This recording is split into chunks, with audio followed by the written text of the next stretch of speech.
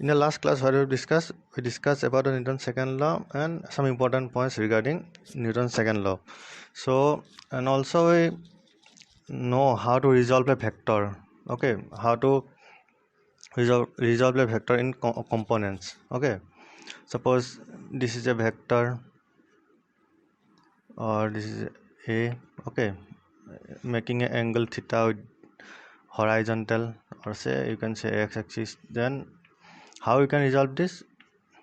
We resolve the component, horizontal component is a cos theta.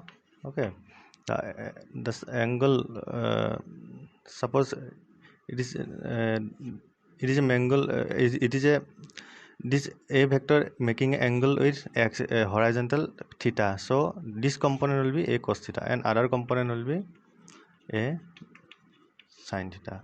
Okay, this is how we resolve a vector. Suppose it is x and y component. And now today we will discuss about the impulse. Okay, so before going to impulse, so first thing we have to know what is impulse. Okay, so some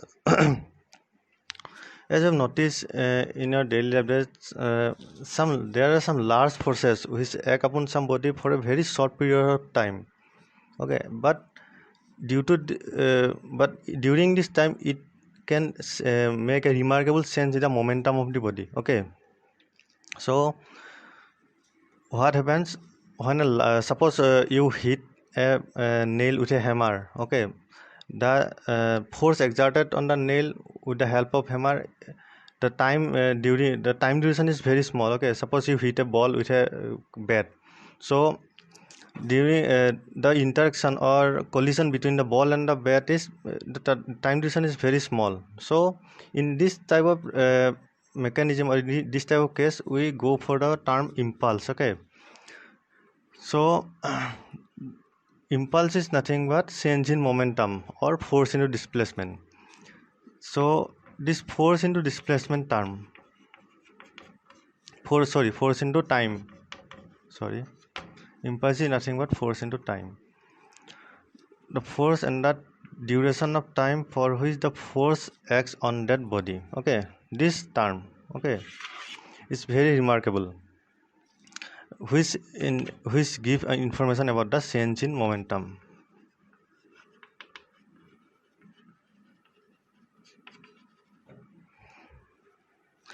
Suppose you throw a ball on a wall.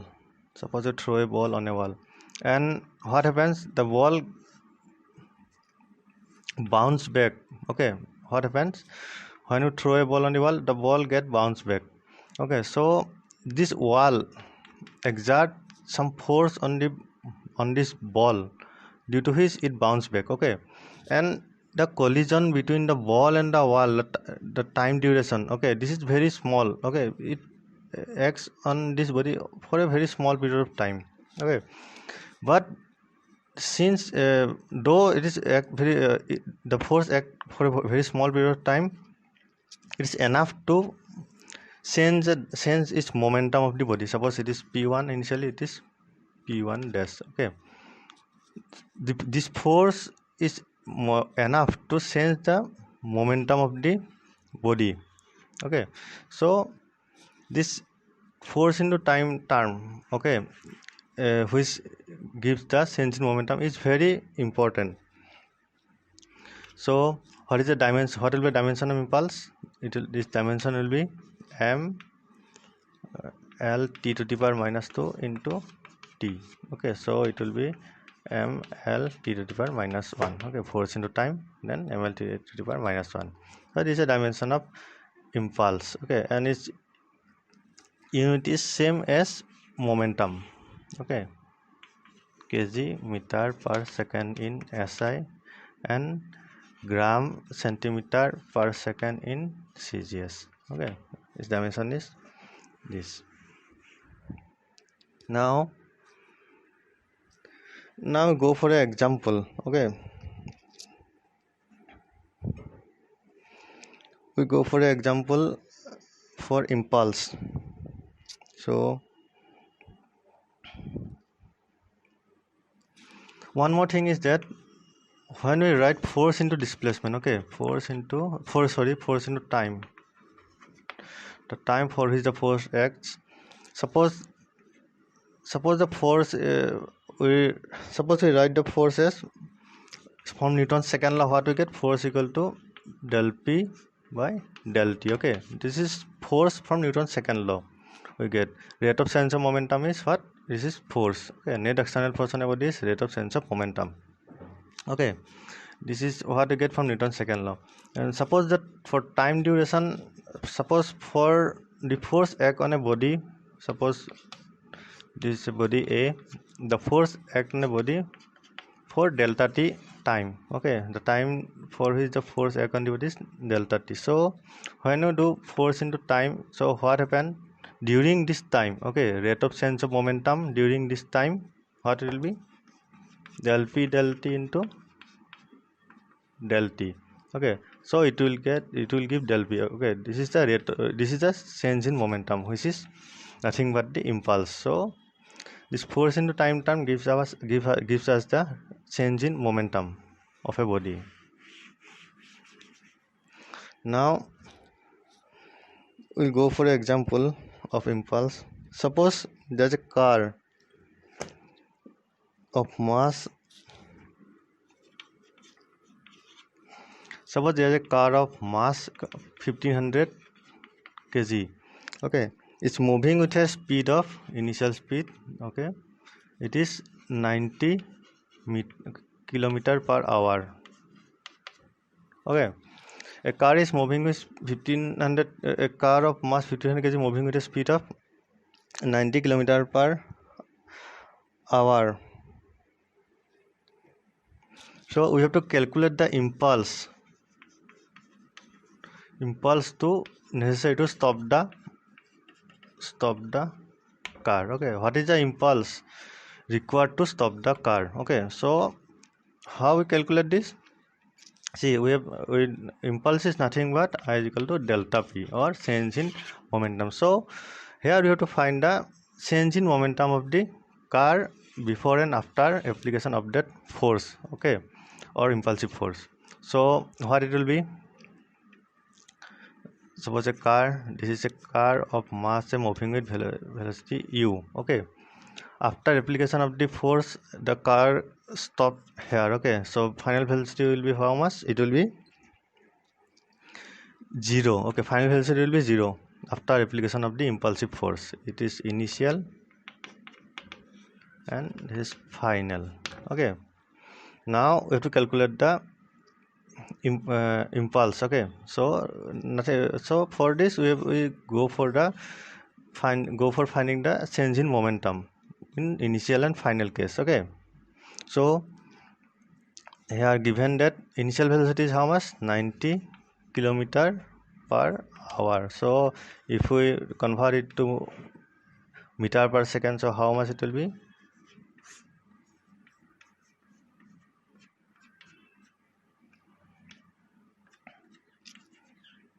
Or 25 meter per second. Okay, so initial velocity is how much? It is 25 meter per second. Now use 25 meter per second. So what will be the impulse? Okay, after applying the force to stop the car, what will be the impulse? mv minus mu. Okay, when the car stop, the velocity v will be 0 after stopping the car. Initial velocity is given 25 meter per second. So what it will be? 0 minus mass is 1500 and u is 25. Okay, and it will be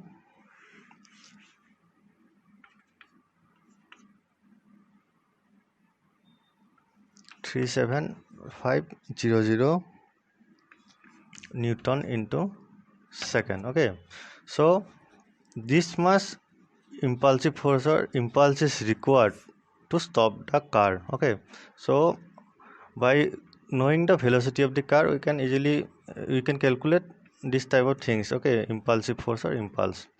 So this is minus is because there's a retarding effect, okay. When you when you apply the force to stop the car, there's a retarding effect. It is the velocity decreases to 0.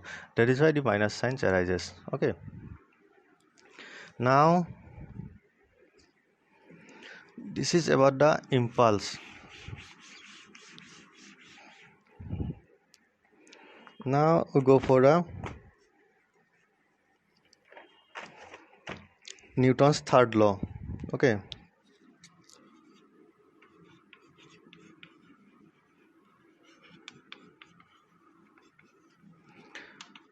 Third law of Newton, okay. So up to now what we have discussed, we discussed about the first law, okay, and this is also called the law of inertia, okay, inertia. Then about second law, okay. From second law what we get the term acceleration, okay, which arises due to the net external force.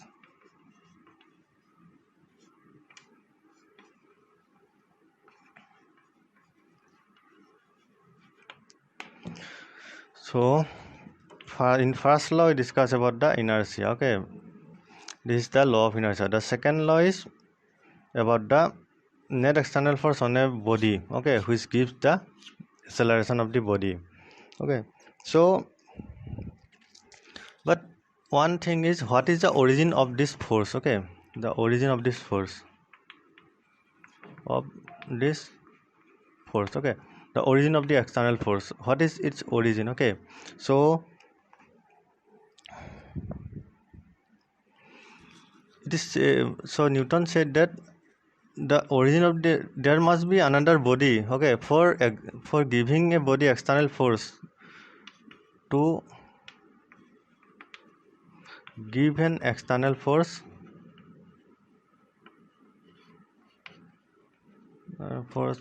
on a body, there must always be another body, okay. So what Newton's conclude, Newton said that for giving a external force to a body, there must always be another body. That is, and suppose there are two bodies, A and B, okay.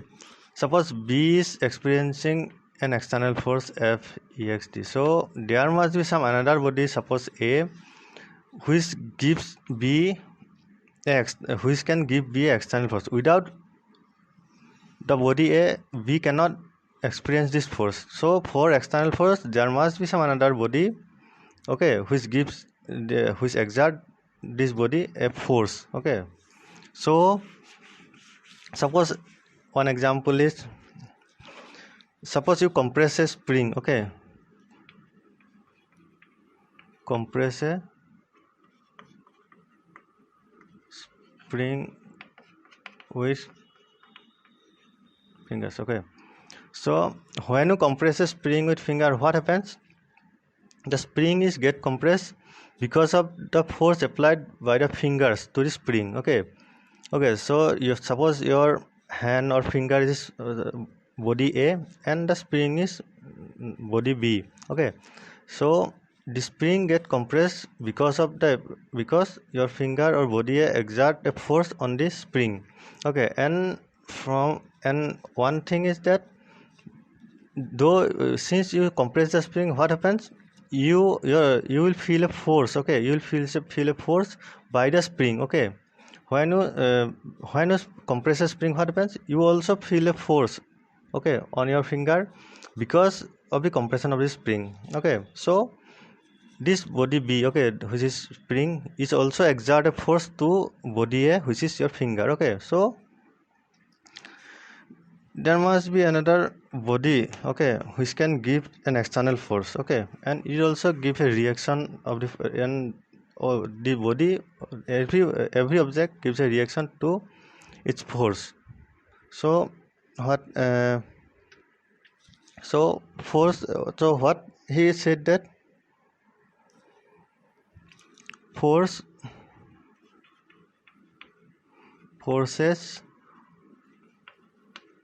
always occurs in pairs. Okay, so if you see in nature, all the forces, okay, all the forces occurs in pairs. Okay, there must be two body. Okay, if some object is experiencing a force, then there must be some another body, okay, because of which the force is exerted on that body. So force always occurs in pairs. Okay, if you see the electrostatic force, suppose there is a charge q plus, and due to the charge q, there must be field will generate around this this charge. Okay, but it will experience a force only when you bring another charge, suppose q minus. Okay, this charge will experience a force, electrostatic force, only when you bring another force q plus or q minus inside its field. Okay,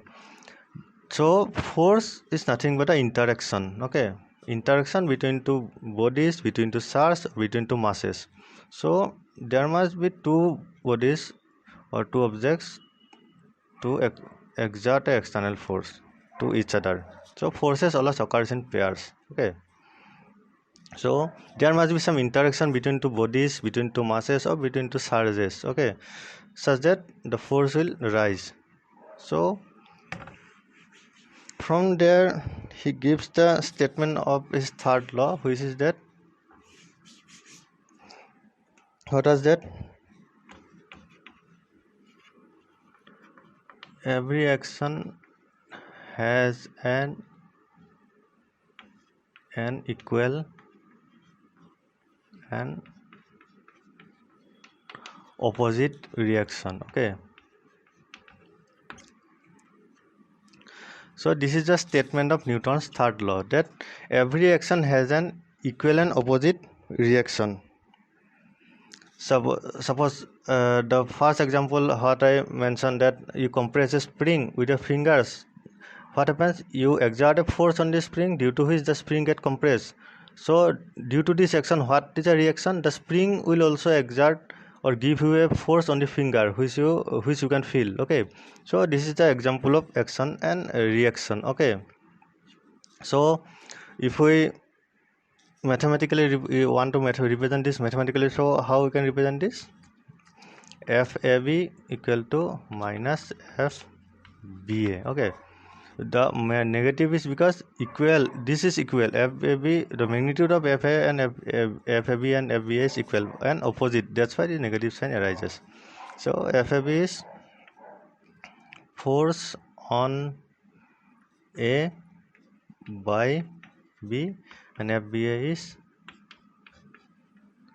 force on B by A. Okay, so this is Newton's third law. Every action has an equal and opposite reaction, and this is the mathematical statement. Suppose two bodies A and B, and if a body A apply a force, external force on body B, then body B will also exert a equal and opposite force. Okay, equal and opposite force to body A. So that is vice versa thing. Okay, so this is the Newton's third law, that every action has an equal and opposite reaction. Okay, so this is the origin of the force. In first law, Newton discussed about the inertia. In second law, Newton mentioned about the net external force and acceleration. And in third law, he mentioned, or he point out the origin of the force. Okay, what is the origin? That force, and said that the forces always occurs in pairs. Okay, force always occurs in pairs. There must be some interaction between two or more bodies, due to which the external force get arise. Okay, so this is Newton's third law, and every action has and final statement he gave is every action has a equal and opposite reaction. So here I will go for an example. Okay, which is example 5.5. It is mentioned in your book. Okay, so what are, so suppose if you have seen a billiard balls, okay, billiard balls or any other ball, okay, suppose there are two balls, okay, two balls of mass m, ball of mass of the ball is each ball, mass of each ball is m, okay. In first case, okay, case A, what happens, the ball of mass m hit a wall, okay, or okay, hit suppose it is a billiard ball, okay, it hit in the boundary, okay, and what happens in first case, this it velocity u is strike the this wall and it bounce back, okay, it bounce back with same velocity u, okay, it is in horizontally it or parallel to the horizontal or horizontally it strike the wall and it bounce back with the same velocity, okay. In second case, what happens, the ball hit the wall with some angle, okay, and it reflect, okay, and perfectly reflect with the same angle. Suppose the angle is 30 degree, okay, so it will be also 30 degree. So suppose the velocity in both cases of was a ball of mass m is same, okay, u, and this is also u, okay. So given that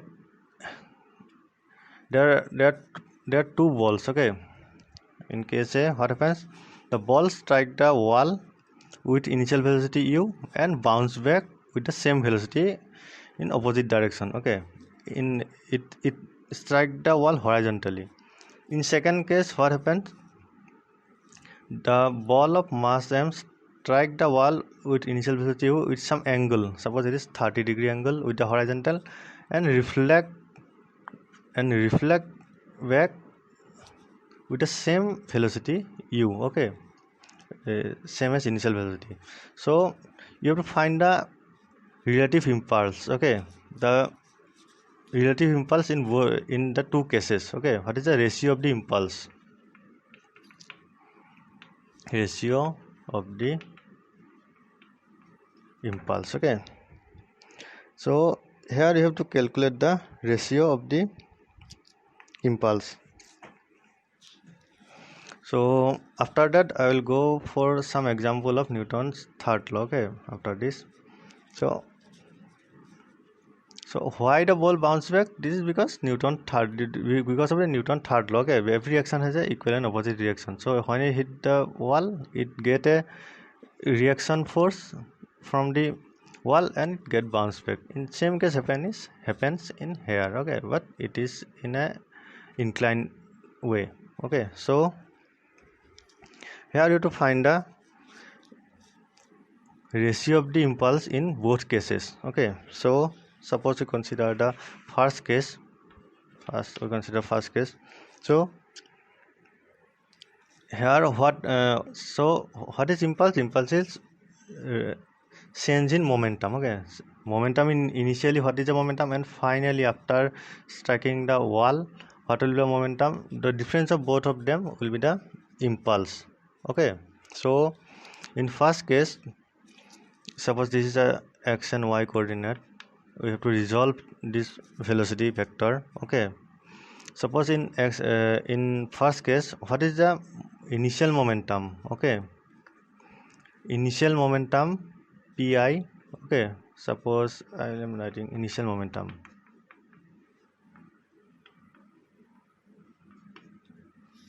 so in case A, when discussing about the case A, what is the initial momentum of the body, it is, suppose I denoted this pi initial, okay. Initial momentum is how much it will be, m u, okay. Since it is, suppose see this is x direction, okay, so this it is going in the positive direction, so I denoted this mu, okay. And the final momentum, okay, p, so potential p final, it is x direction. Okay, in x direction I am discussing about the x direction. Okay, so what is the final momentum in x direction? It is minus mu, because the ball strike the wall and bounce back in the negative x direction. So final momentum in the x direction will be minus mu. Similarly, py, okay, initial. So in y direction, is there any component? No. Okay, there is no component in y direction. So py initial is final, and similarly there is no component in final case. There is no component in y direction. Py final is equal to 0. Okay, so what will be the impulse? Okay, sorry.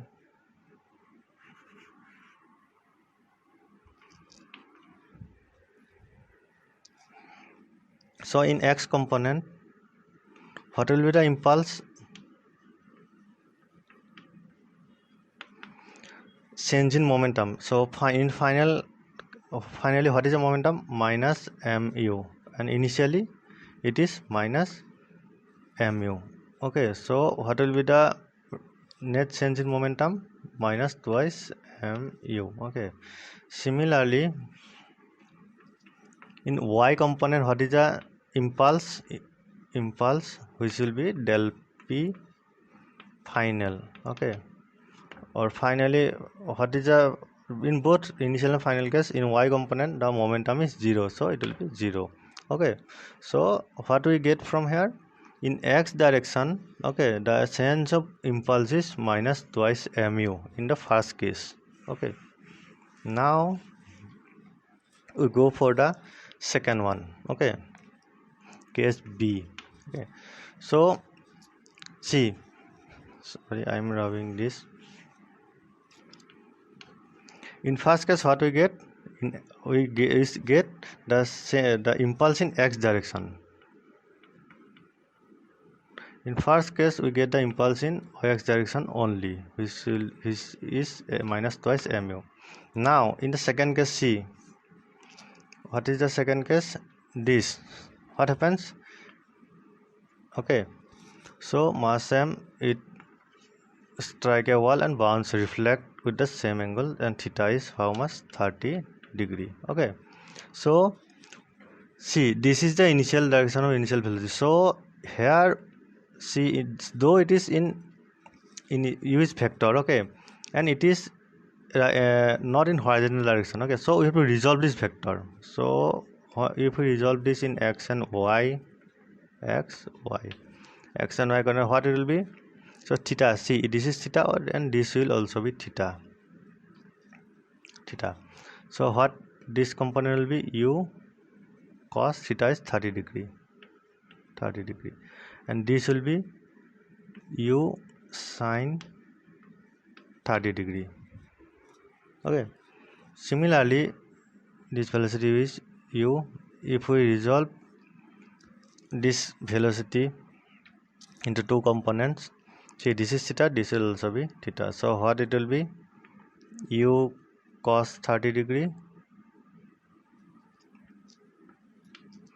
and U sin 30 degree. Okay, so this is how we resolve the components of velocity in both the initial and final cases. This is initial case and this is the final case. Okay, so this is how I resolve this. Sorry.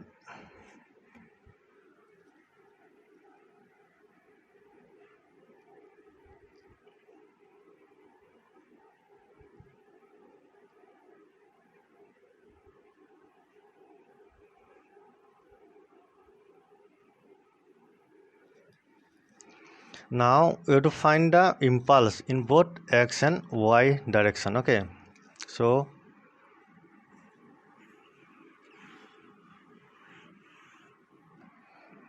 from this figure, the impulse in x direction will be, what will be the impulse in x direction? It will be the change in momentum in initial and final case in the x direction. Okay, in x direction, what will be the change in momentum in initial and final cases? So see, so what is the final, what will be the final velocity in x direction?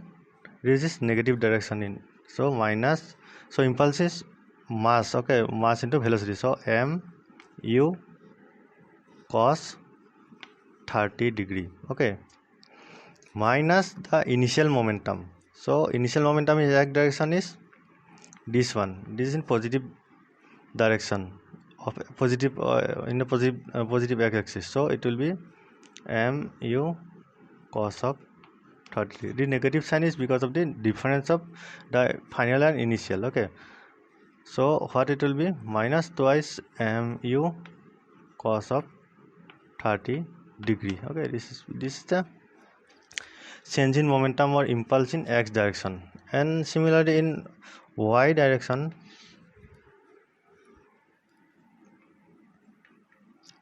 what will be the impulse? So see, in final case what happens, this is negative, this is, see, y, when you resolve the vector in components, you have to keep it in mind. See, this is positive y and this is negative y direction, so this velocity is in the negative y direction, okay, so we have to write minus m u sine of 30 degree. This is the final momentum or final velocity, or from there we got final momentum in y direction, and initial and minus the initial momentum, okay, what is the initial momentum in y direction? This is, so it will be in, it is in downwards, so it is negative y direction, so it is putting negative, okay, minus m u sine 30 degree, okay, so what we get, this negative will be positive, so we get 0. So in both cases, see, we get impulse in y direction is 0. In both cases, y direction impulse is 0, okay. So in the second case, case B, this is, what is the impulse in x direction? Minus twice mu cos of 30 degree, okay. So earlier what we get, earlier we get component x, impulse in x component in case A, where it was minus twice mu. So what will be the ratio in case A and case B? Okay, for both cases, for both the two cases, what will be the ratio of impulse? So it will be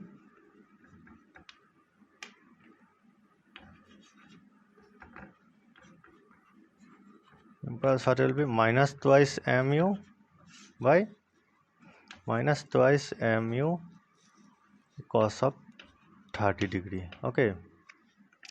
So it will be cos of 30 means root over 3 by 2, okay. So if we solve this, how much it will be? It will be nearly about 1.2, okay.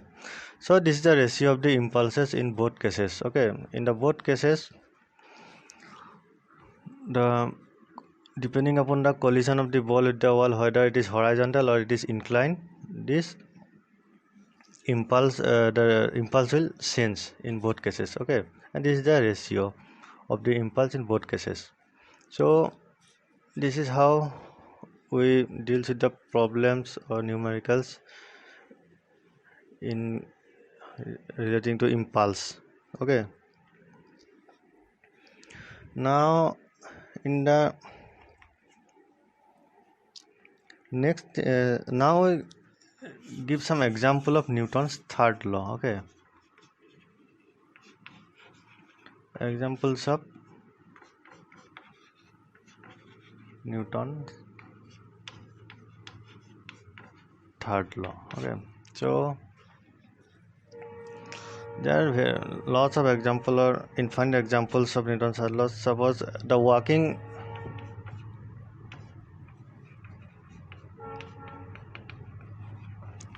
on ground, okay. So when you walk on the ground, what happens? You push the ground below your feet backward. Okay, and what happens? The ground give you a reaction. Okay, due to the force applied by your feet to the ground, the ground will give a reaction. Okay, to you, equal and opposite direction, due to which you can move forward. Okay, so this is an example of Newton's third law, action and reaction. Okay, so walking on the ground is because the when you apply force on the ground. Okay, suppose you apply force on the ground because when you push the ground backward. Okay, by applying force, the ground will give you same force to will exert the same force to you. Okay, due to which you can move forward. Okay, so this is an example of Newton's third law. Then another thing is swimming. When you swim in the pool, what happens? You push the water backward, and due to which you get a force upward. The water will give a force to forward direction. Okay,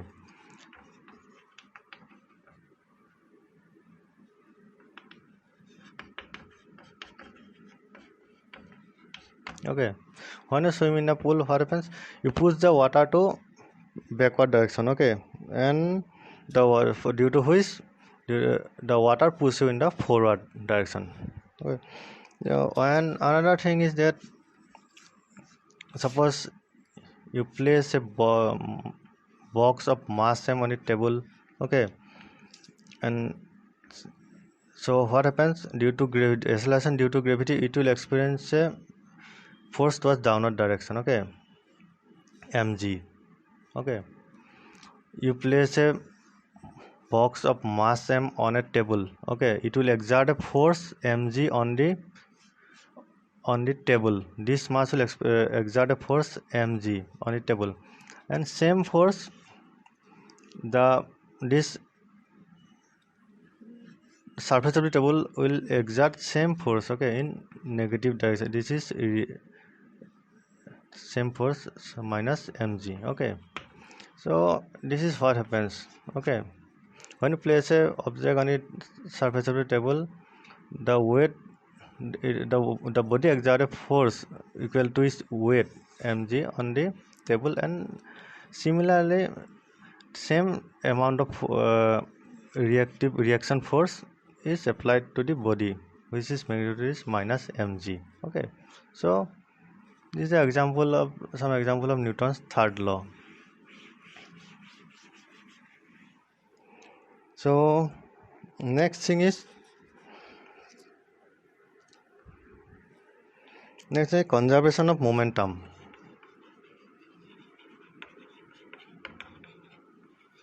Conservation of momentum. Okay,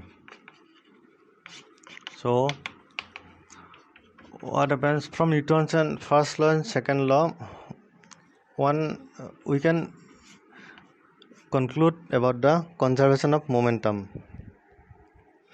Newton's first law and second law conclude an important thing, which is the conservation of momentum. And what it says? It says that in absence of any external force, the total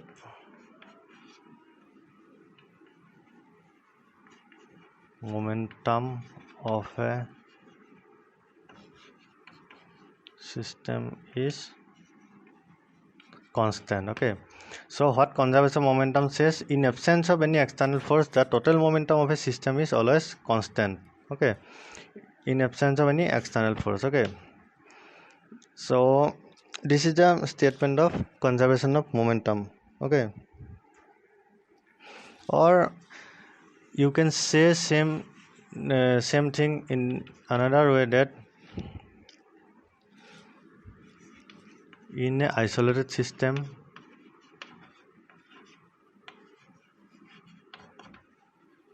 the initial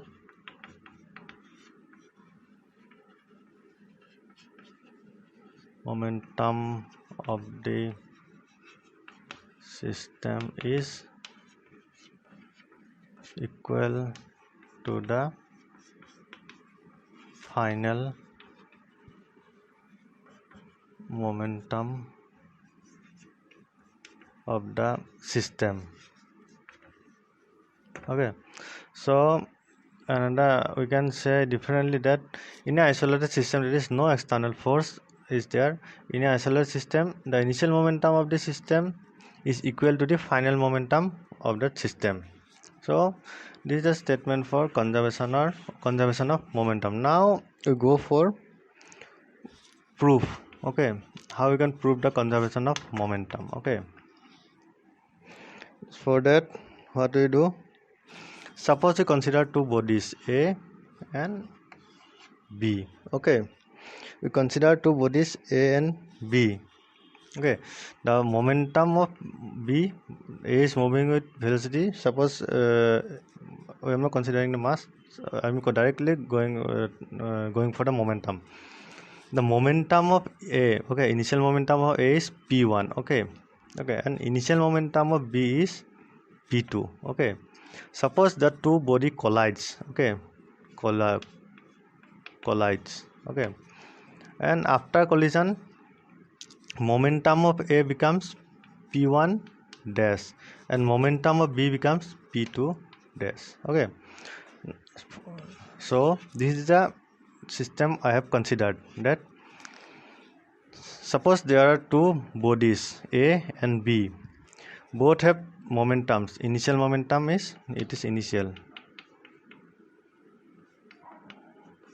So in initial case, momentum of A is P1 and momentum of B is P2, and what happens, they collide with each other, and after collision the momentum of A and B changes to,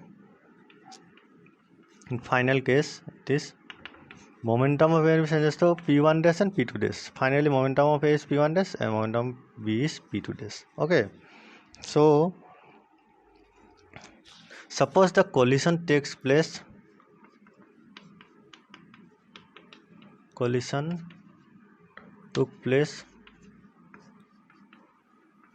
for del t time. Okay, for a very short period of time the collision took place and the time is del t. Okay, for del t time the collision between A and B took place.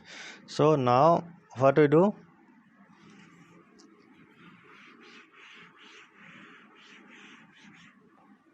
so this is a system I considered. Initial momentum of A, so two bodies A and B, P1 and P2. Initial momentum and final, this initial case, and final case is after collision P1 dash and P2 dash, and collision takes place for del t time. So from Newton's second law, what will be the impulse on A because of the B? So FAB, this is the force on A because of B, and what will be the impulse on body A because of B? What is the impulsive force? FAB into del T. Okay, FAB means force on A due to B, force on A because of the body B. Okay, and if we go for impulse, FAB into del T, so what it will be? Change in momentum of body. It will be the change in momentum of body A. Okay,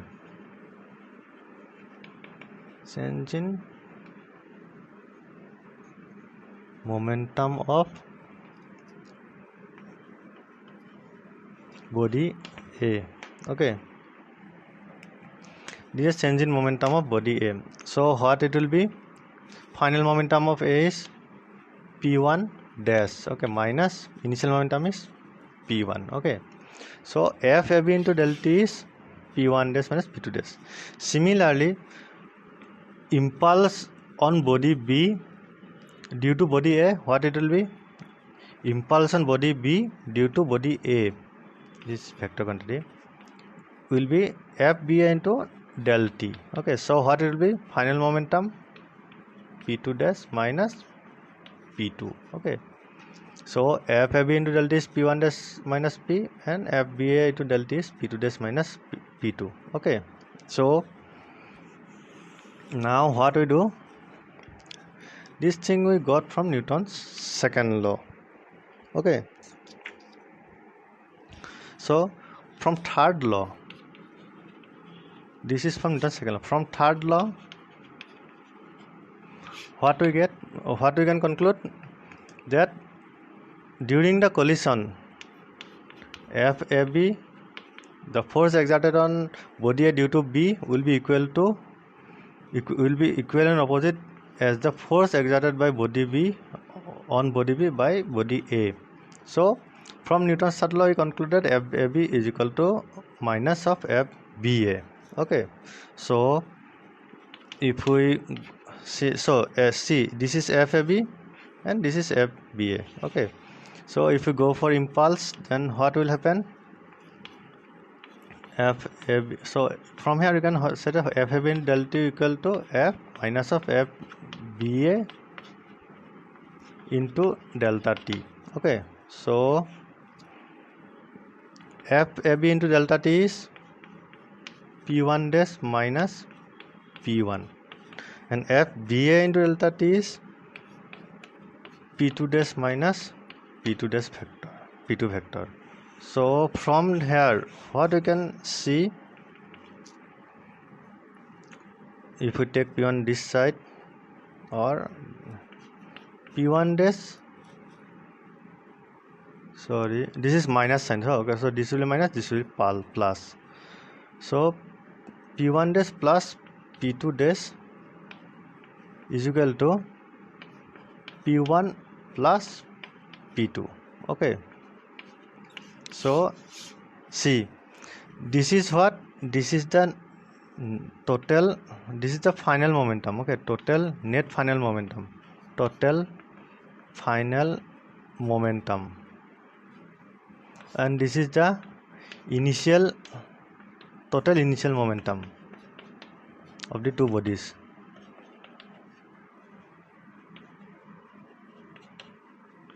So what was the statement of the conservation of momentum in the second time, in the second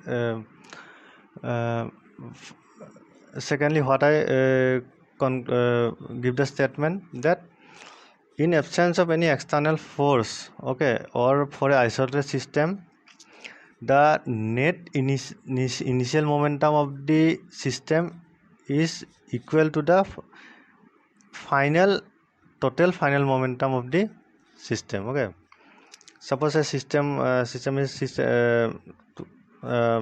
or we can say that in an isolated system, the total initial momentum is equal to the total final momentum. Okay, for a system, isolated system, the total initial momentum is equal to total final momentum. So this was the statement of conservation momentum, and from here this is proved that this is the final momentum of the system. System is body and body B, and this is the initial momentum of the system. Okay, this is body A and body B. Okay, so final momentum is equal to the total final momentum is equal to the total initial momentum of the system. So this is the proof of conservation of momentum. Okay, this is the conservation of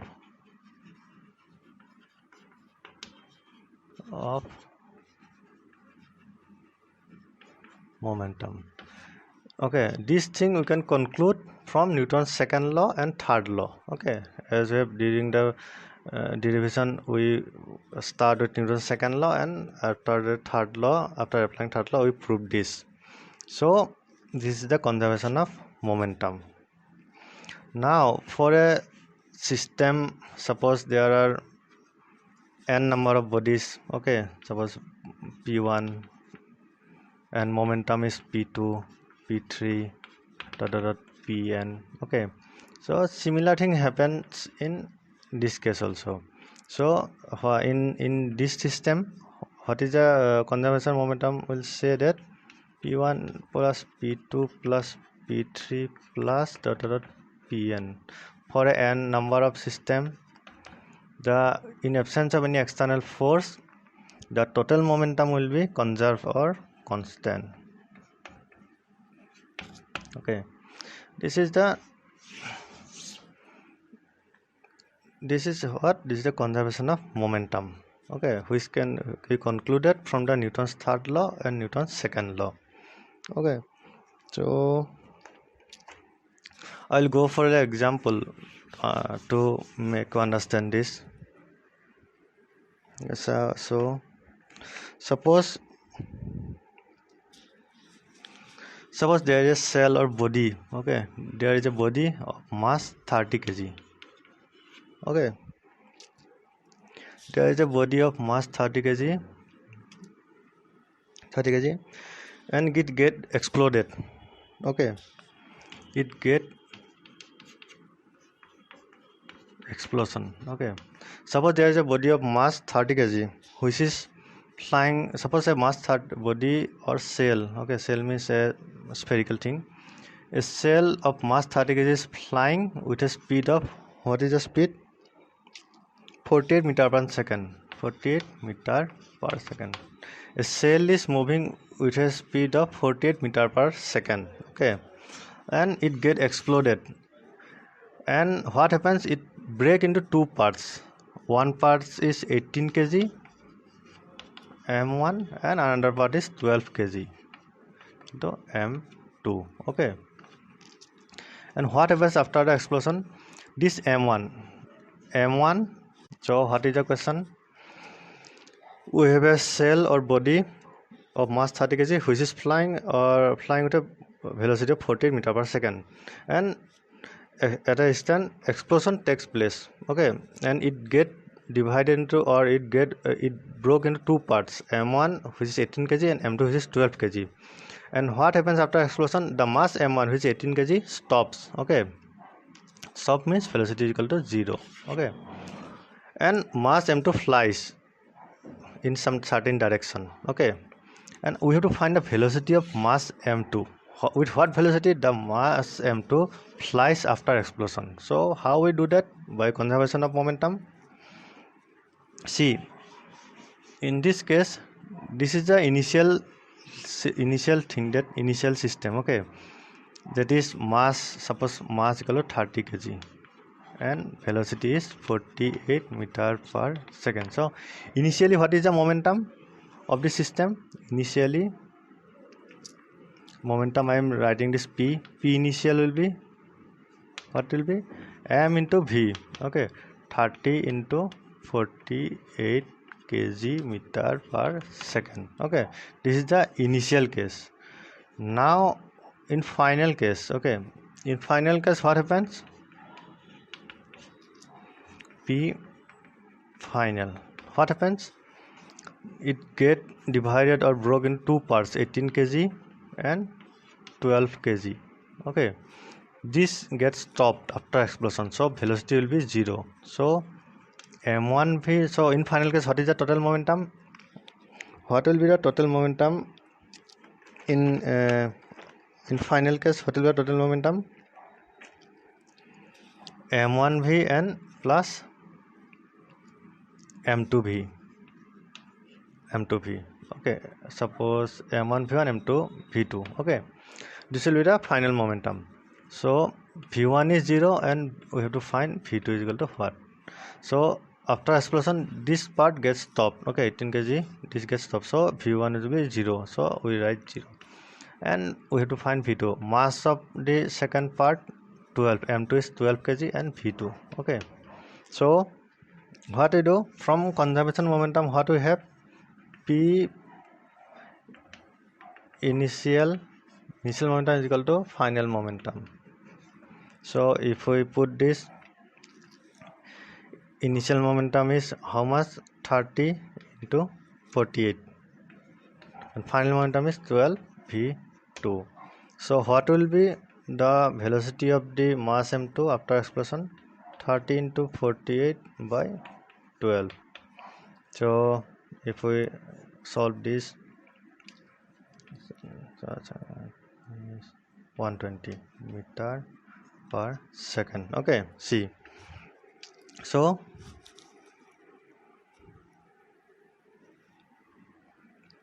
So here we can find the velocity of mass m2 after explosion, okay, by simply following the rule for conservation of momentum. So this is how you have to proceed for the problems relating to conservation of momentum. Okay, and this conservation of momentum thing is concluded from Newton's third law and second law. Okay, so up to now I will discuss. Thank you.